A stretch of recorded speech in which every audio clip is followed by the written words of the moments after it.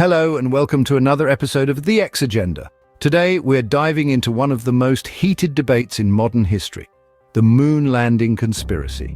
Did man really set foot on the moon, or was it all an elaborate ruse, a deception on a global scale?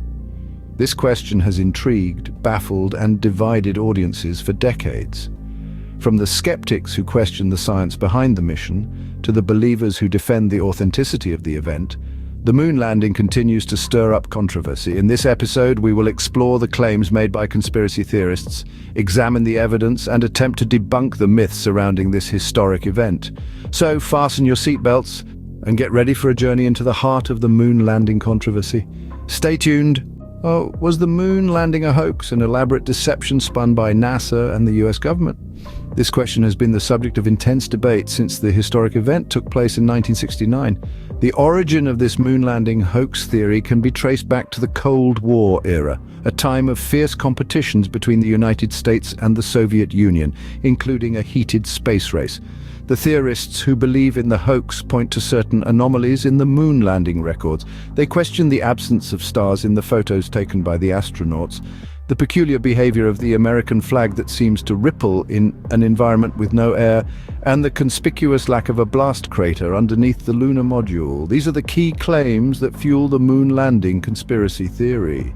But are these claims truly indicative of a grand conspiracy, or are there scientific explanations that debunk these doubts? Stay tuned as we delve deeper into this intriguing controversy. Let's delve into the counter-arguments that challenge the moon landing hoax theory. Firstly, the absence of stars in the photos taken by the astronauts.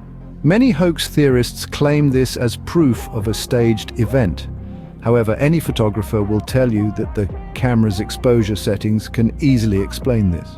The lunar landscape was brightly lit by the sun, so the camera's aperture had to be set small and its shutter speed fast. These settings allowed the camera to capture the astronauts and the lunar module, but were not sensitive enough to pick up the faint stars in the background. Next, the waving flag. Skeptics argue that it should not have moved in the vacuum of space. However, physics explains it quite simply. The flag moved because it was disturbed when it was planted. There's no air resistance on the moon to stop it from moving, so it kept moving longer than it would have on Earth, giving the illusion of fluttering. Lastly, the lack of a blast crater under the lunar module. The module descended slowly, and the moon's gravity is much weaker than Earth's. This, combined with the fact that the lunar surface is covered in dust, not solid rock, means a large crater was not necessary. Consider the thousands of people who were involved in the Apollo missions. Would it really be possible to maintain such a large-scale conspiracy for over 50 years? While these counter-arguments can explain the supposed inconsistencies, the belief in a moon landing hoax persists in the minds of many. Why? Having debunked the hoax theory, we now find ourselves wondering, why do these theories persist? This brings us to the psychological aspect of conspiracy theories. Humans are pattern-seeking creatures. We thrive on making sense of the world around us, and when we can't, we create narratives that fill in the gaps. Conspiracy theories are just that. Narratives that make sense of a world that often feels chaotic and incomprehensible. They offer a simple explanation to complex issues, making them appealing to many. In the case of the moon landing, the theory provides a more exciting, cloak and dagger narrative than the official account. The idea that a powerful entity like the government could orchestrate such an elaborate hoax feeds into the narrative of them being capable of great deceit, a narrative that many find compelling. So before we dismiss conspiracy theorists as irrational, let's remember that these theories are a normal human response to uncertain situations. They are a testament to our innate desire to question and seek truth, even if that truth is sometimes elusive. Conspiracy theories, like the moon landing hoax, tap into our desire for intrigue and our distrust of authority. They offer us a sense of control, a certainty in an uncertain world. They appeal to our need to feel special, to believe that we are privy to hidden truths others cannot see. So, whether you believe the moon landing was a giant leap for mankind or an elaborate hoax, it's clear that this debate is a fascinating reflection of our collective psyche.